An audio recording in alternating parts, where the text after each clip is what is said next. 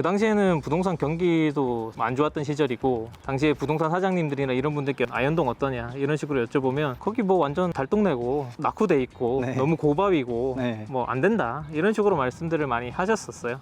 그럼에도 불구하고 본인은 뭐 이런 미래사 나는 뭐 미래를 봤어 이렇게 될 줄 알고 혹시 하셨는지, 아니면 어떤 아이디어로 마포가 괜찮아질 것 같다 약간 이런 확신은 어떤 부분에서 좀 받으셨었어요?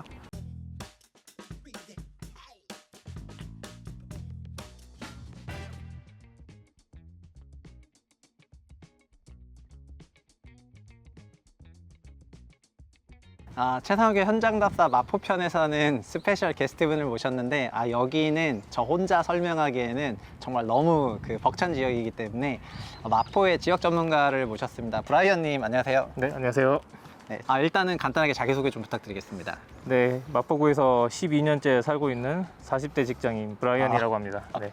거의 2010년부터? 네, 네. 와, 그럼 진짜 엄청 오래 계셨네요. 지나간 일이긴 하지만은 마포의 과거가 어땠는지 그 부분을 먼저 좀 한번 여쭤보고 싶어요. 한마디로 얘기하면 여기 아현뉴타운 뿐만 아니라 공덕역 인근에 지금은 당연하게 누리고 보고 있는 것들이 대부분 없었다고 보시면 될 것 같아요. 그러니까 단순하게 신축 아파트도 그때는 당연히 없었고, 그때는 뭐 지금 경의선 숲길 같은 어떤 가로 상권 활성화가 됐던 어떤 그런 녹지라든지 상권 공간도 부족했고, 네. 그다음에 뭐 지하철도 5, 6호선밖에 없었고요. 특히 이제 아현동 같은 경우에는 뭐 익히 예전에는 그렇게 알려졌었죠. 뭐 옥수동이나 흑석동처럼 서울 도심에 있는 대표적인 달동네 지역이었는데, 완전 상점벽해 했죠. 예, 진짜 상점벽해 격세지감. 네. 예.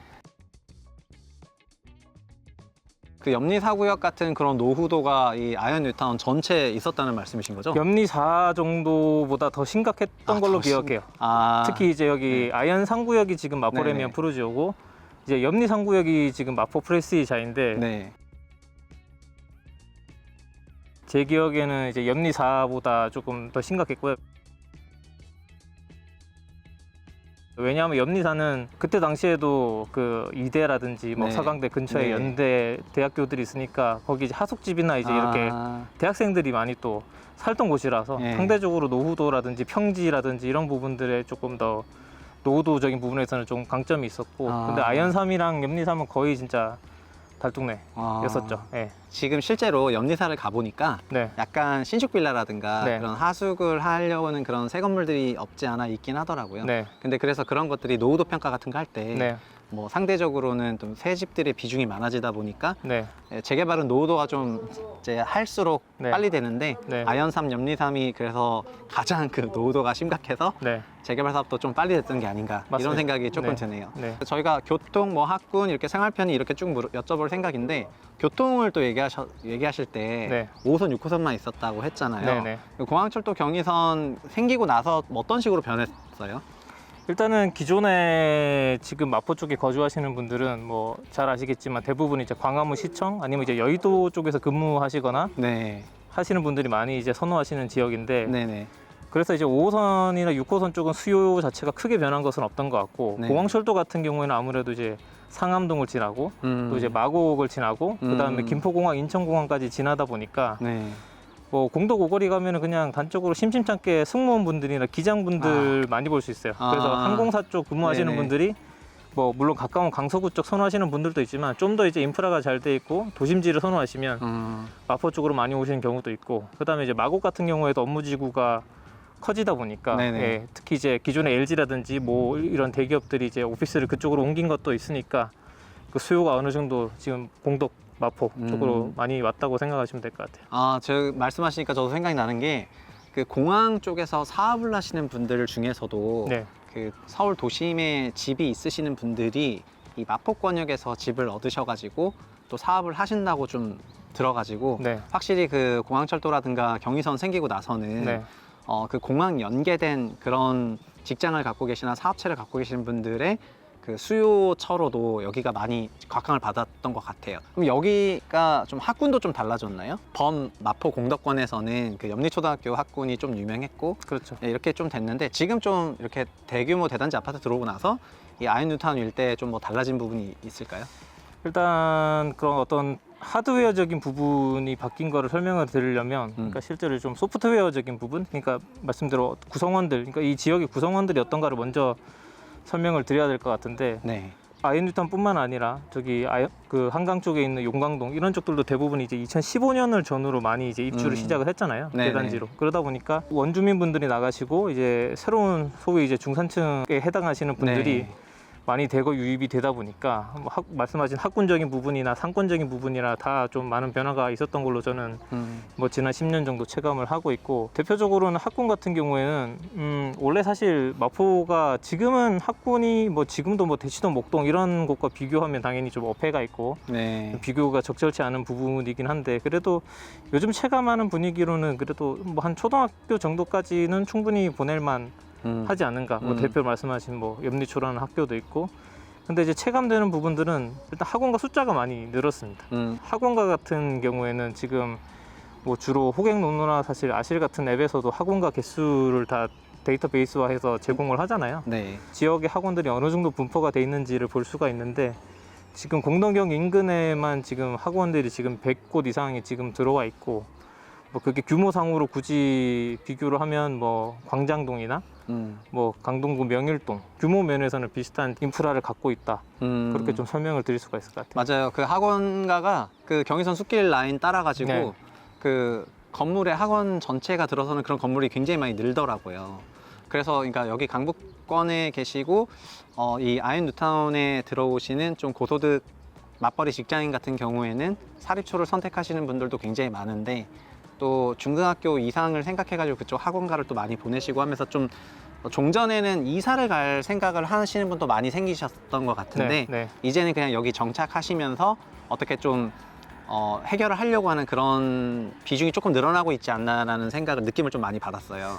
3년 전부터 이제 12, 16 대책 때문에 15억을 초과주택에 대해서는 대출 빵. 그러다 보니까 기존에 사실 여기 계시던 분들도 지금 작가님 말씀처럼 뭐 목동이나 뭐 역삼동, 도곡동 이런 쪽으로 원래는 이제 2017년, 18년 정도까지는 많이들 넘어가셨었는데 이제 19년도부터 그 규제가 발효되고 난 이후부터는 사실 이제 그쪽 지역이 뭐 토지거래 허가 제한 구역이라든지 뭐 게다가 대출도 안 되고 뭐 갭 투자도 못 하고 이렇게 되다 보니까 사실 실거주 이사가 어려워졌죠. 어려워지면서 어느 정도는 수요를 강제로 조금 이 지역에 정착시킨 그런 부분이 있다. 강제적으로 제도 때문에 여기서 그냥 우리끼리 알아서 자생적으로 해결하자.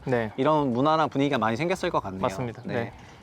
그게 어떻게 보면은 그게 아이언뉴타운 여기 범마포구 전체적으로는 더 좋은 얘기일 수도 있을 것 같은 생각이 들고, 또 생활 편의도 좀 많이 바뀌었을 것 같은데, 사실 여기 마포가 백화점 가기도 불편하다 막 이런 얘기가 되게 많이 했었던 그런 동네인데, 저희도 이제 여의도에 와서 여의도에 더현대도 생기고 파크원도 생기고 막 이랬었는데, 전체적으로 이 지역의 생활 편의시설 또 생활 편의 이런 부분 어떻게 바뀌었는지도 설명해 주시면. 변화를 가져온 거는 개인적으로는 경의선 숲길이었던 것 같아요. 그러니까 기존에 사실 마포대로는 지도를 보시면 아시겠지만 광화문과 여의도를 잇는 대로거든요. 그러다 보니까 지금도 현재도 마포대로는 뭐 예나 지금 10년 전이나 지금이나 대기업들 주로 오피스들이 많고, 그다음에 어쨌든 다른 또 이제 회사 사무용 대형 건물들, 뭐 프라임급은 아니지만 상당히 덩치가 큰 건물들이 그때도 많았고 지금도 많은데, 반면에 이제 동서축은 이제 용산에서 이제 신촌을 지나서 연남동을 가로지르는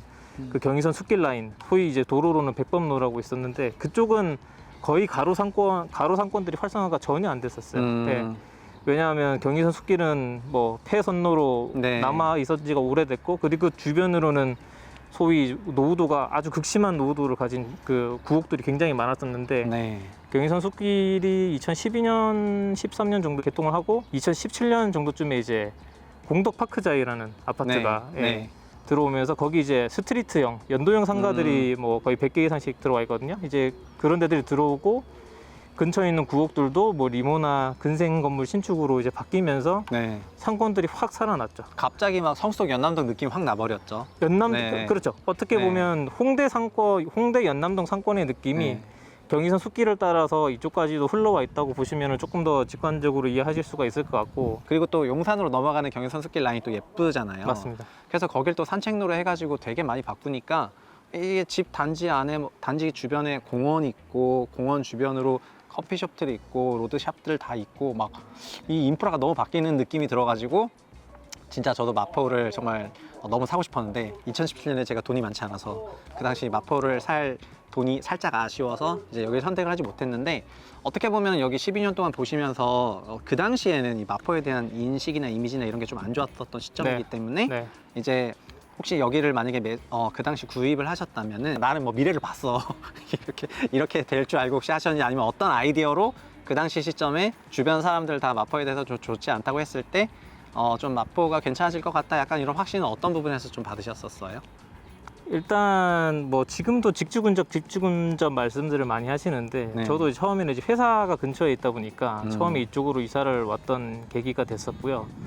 물론 지금 이렇게 되리라고는 사실 예상을 못했었습니다. 사실 이렇게 많이 바뀔 줄은. 네, 특히 이제 그 당시는 이제 리먼 브러더스 사태가 어느 정도 일단락이 되고 부동산 경기가 이제 좀 암흑 같은 터널을 지나고 조금씩 올라갈랑 말랑 할 때였었던 걸로 기억을 하는데, 그때도 사실 부동산에 들어가면 사장님들이 뭐 아현동을 보러 왔다든지 이런 말씀을 하시면 굳이 왜라는 말씀들도 사실 하셨던 것 같아요. 중개사가 말리던 시점이죠. 네, 맞습니다. 이렇게 지금 상전벽해 할이라고는 생각을 못했고, 다만 이제 그런 확신까지는 아니고 어떤 조금 생각은 있었던 게, 마포나 뭐 공덕을 떠나서 뭐 다른 흑석이라든지 뭐 옥수 같은 달동네의 승리라고 불리는 동네들의 공통점이 입지가 좋잖아요. 사실은 언덕인 게 중요한 게 아니고 그 땅이 기본적으로 깔고 있는 지리적인 입지는 사실 대체가 불가능한 부분이다 보니까 뭐 그런 부분에서 뭐 믿고 좀 뭐 미래를 좀 어느 정도 배팅적인 생각으로 다른 지역과 집값을 비교를 해봤을 때, 심지어 뭐 지방에 있는 뭐 대도시들과 비교를 해봤을 때도 서울이 싸다는 느낌은 좀 직관적으로 했던 그 당시 것 시점 같고요. 기준으로요? 네네네. 맞아요. 그게 사실 11년부터 15년까지 흐름을 보더라도 11, 12, 13년에는 지방 먼저 살아났거든요. 특히 서울 구도심은 여기가 14년 9월 입주를 했으니까 마레프 단지가, 그리고 아이 뉴타운이 그때부터 입주를 시작하면서 충격을 줬어요. 그러니까 이렇게 바뀔 수가 있냐고 엄청난 입주 충격을 주면서, 그리고 원래 입지 환경이 좀 좋았었는데 신축주택 들어오면서 완전히 입지 가치랑 상품 가치 합쳐지면서 매매 가격이 그때부터는 완전 수직 상승했었던 것 같고, 그리고 사람들한테 그런 인식 변화도 줬었던 것 같고, 그리고 거주하시는 분들 얘기를 들어보면 다 만족하더라고요. 그런 부분이 되게 실수요자들이 얼마든지 들어와서 장기 거주할 수 있는 그런 주거 밀집 지역으로서 가치가 리레이팅이 한번 됐었던 게 아현 뉴타운이 아니었나 이렇게 생각이 됩니다. 채부심 채널에서 설명하고 있는 게 일기 신도시나 신시가지들, 지금 저희가 알고 있는 일기 신도시 같은 지역들도 준공 30년 차 거의 다 돼가고 이제 재건축 리모델링을 많이 해야 되는데, 거기도 이제 재건축이나 리모델링을 하게 되면은 얼마든지 혁신적으로 바뀔 수 있다고 생각을 해가지고 그런 벤치마크 사례나 성공 사례로 여기를 한번 온 거여가지고, 이런 그 생각하셨던 그런 감정의 변화, 바뀔 줄은 알고 있었는데 이 정도까지 될 줄은 몰랐다, 약간 이런 수준의 그런 미래상이 좀 거기서 나타나지 않을까 해서 이제 그런 말씀을 같이 전해보고요. 제 개인적인 생각인데, 마포는 이제 약간 시즌2에 진입을 한 것 같아요. 시즌1은 2010년대 중반부터 주택가격 급상승기를 거치면서 뉴타운이 성공되면 이렇게까지 변할 수 있다, 이거를 막 보여주면서 투자나 그런 목적으로도 들어오신 분이 되게 많았다고 생각이 되는데, 뉴타운 사업이 안정화가 되면서 이제 이 지역에 신규로 진입하시는 분들은 이미 높아진 주택가격을 다 소화하실 수 있는 구매력이 있는 사람들이 마포를 선택해서 들어오게 되는 거잖아요. 그래서 종전이랑 지금이랑 어떻게 보면은 그런 수요나 그런 구매층도 좀 달라졌다는 그런 생각도 드는데, 실제 그 거주하시는 입장에서 약간 이렇게 느껴지시는 게 있는지. 말씀대로 수요의 결이 달라졌다는 말씀을 드리고 싶어요. 왜냐하면 이걸 굳이 빗대어 표현을 해보면, 뭐 저희가 대학교 다닐 때 메슬로우의 욕구 5단계론이라는 걸 배우잖아요. 1차원적인 욕구가 충족이 되면 2차원적인 욕구, 좀 더 고차원적인, 다차원적인 욕구를 뭐 하게 된다는 그런 얘기인데, 뭐 주거지를 선택할 때도 마찬가지 기준이 적용되는 것 같습니다. 마포라는 지역이 2010년대 이제 막 태동을 하기 시작했을 때는 직주 근접이라는 가치, 그러니까 교통 접근성, 직주 근접이라는 1차적 가치를 충족시키는 지역이었다면, 이제 2차적으로는 이 지역에서 가족들과 함께 여가 문화도 좀 즐기고 싶다. 녹지 공간도 잘 돼 있고 한강변, 그다음에 뭐 좋은 맛집들, 상권들, 펜시한 또 가게들, 이런 곳들을 충족을 시키는 게 2차적인 수요인 것 같고, 3차적으로는 거기로 플러스 알파로 자녀들 사교육까지 뭐 대치동, 목동 레벨은 아니지만 서울 시내에서 웬만큼 괜찮은 레벨로 시킬 수 있는, 이제 그런 동네들을 찾게 되시는 것 같은데 마포가 지금 그 한 3차원적인 어떤 욕구까지는 어느 정도 소화를 하는 동네가 되었지 않나 개인적으로는 그렇게 그렇구나. 생각을 하고 있습니다. 그런 것 같은 게 그러니까 점점 여기 교육시설이나 편의시설이나 교통환경이나 주거환경 전체가 완전히 바뀌게 되면서 더 제공해 줄 수 있는 그런 효용이 많아지다 보니까 그런 효용에 대해서 지불할 수 있는 그런 사람들이 들어올 수밖에 없게 되는 것 같긴 하거든요. 신도시나 신시가지들이 이렇게 완전 달라진 주거환경을 제시하면은 그거를 이제 효용으로 계산했을 때 뭐 교통, 학군, 편의시설, 이제 뭐 주거 편의 이런 부분을 다 비용으로 환산할 수가 있잖아요. 이제 그거를 더 기꺼이 제공할 수 있게 되면서 자연스럽게 주택 가격이 상승하는 그런 메커니즘도 이렇게 설명을 할 수가 있을 것 같아요.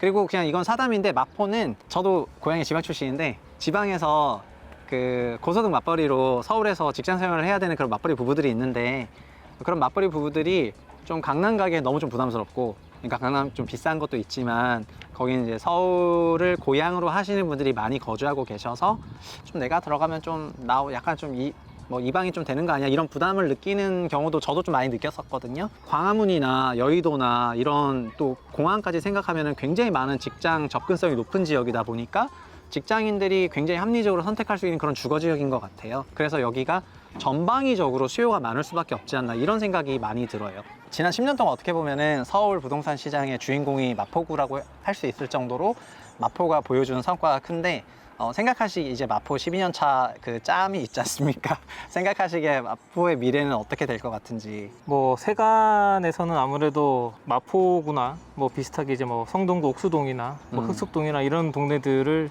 신축이 많아졌으니까 소위 말해서 뜬 동네가 된 거 아니냐라고 하시는 분들도 뵙는 것 같아요. 뵙는 것 같은데 사실 조금 뭐 반론 아닌 반론을 하자면 사실은 좋은 입지에 신축이 생기면 그게 입지가 되는 거거든요. 그러니까 지리적인 토지적인 가치 위에 신축이라는 건물이 세워지면 그게 입지가 된다고 저는 개인적으로 생각을 하고요.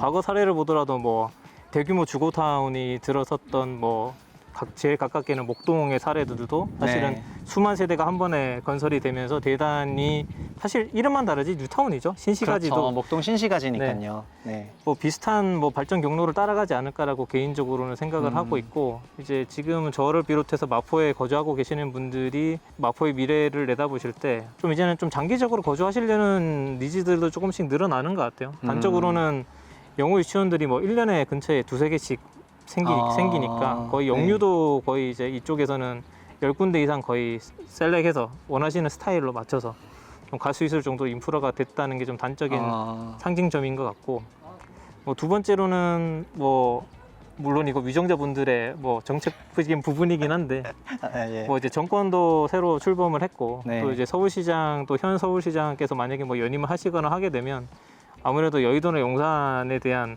개발 호재에 대한 뭐 직접적인 수혜를 입을 수 있는 지역 중에 하나다 보니까 그런 부분에 대한 뭐 업무지구가 조금 더 좋아지는 업그레이드되는 그런 부분들에 대한 기대감도 여전히 상존하는 것 같습니다. 제가 개인적으로 브라이언님 말씀하실 때 완전 꽂혔던 부분이 뭐냐면은 그 전화위복이라는 말이 있잖아요. 그러니까 12.16 부동산 대책이 그 당시 나왔을 때는 마포를 저격해서 나왔다고 생각할 정도로 마포에는 좀 네거티브한 게 있었어요. 왜냐면 그 당시에는 여기가 신축이 15억 원 언저리나 16억을 넘는 그런 레벨이어서 15억을 넘는 주택에 대출을 안 해준다고 하면은 마포의 수요가 끊길 거다. 이렇게 생각을 해가지고 그 당시에 좀 네거티브하게 해석을 했었는데 오히려 그게 소프트한 걸로 어떻게 바꿨냐면은 우리가 그럼 여기에서 이제 반강제적으로 이주를 못하게 됐으니까 이 권역 안에서 자생적으로 해결해보자 하면서 센티먼트는 완전 달라진 것 같아요. 그 기저에 있는 그 문화가. 그러면서 그게 좀 질적으로 이 지역을 한 단계 성장시킨 게 아닌가 이런 생각이 지금 좀 들긴 하거든요. 어느 정도 올라면 초등학교 4학년 되면 무조건 목동 가야 돼 아니면 뭐 어디 가야 돼 이런 생각이 아니라 여기서 어떻게 수요를 만들어가지고 여기서 해결해보자 이런 생각이 있었기 때문에 동네가 바뀐 거잖아요. 그래서 그게 좀 전화위복이 된 게 아닌가 이런 생각이 들고 그 부분이 마포의 미래를 어떻게 보면 설명하고 있는 게 아니냐 이런 생각이 듭니다. 오늘 어려운 자리 해주셔서 굉장히 감사드린다는 말씀을 드리겠고요. 네. 그리고 저는 채부심 시청자들한테도 전달해드리고 싶은 말씀이 앞으로도 이렇게 구도심의 재정비가 된 지역 또는 신도시가 재정비가 된 지역을 계속해서 탐방을 할 예정이고, 그리고 1기 신도시나 신시가지 혹은 재정비가 될 지역, 재정비를 준비하는 지역도 계속해서 보여드릴 예정이기 때문에 관심을 가지고 구독, 좋아요 눌러주시고 채널의 성장을 계속 지켜보셨으면 좋겠습니다. 이제 이렇게 초대한 것도 인연인데 같이 인사하고 네, 알겠습니다. 끝내도록 하겠습니다. 네, 감사합니다. 감사합니다.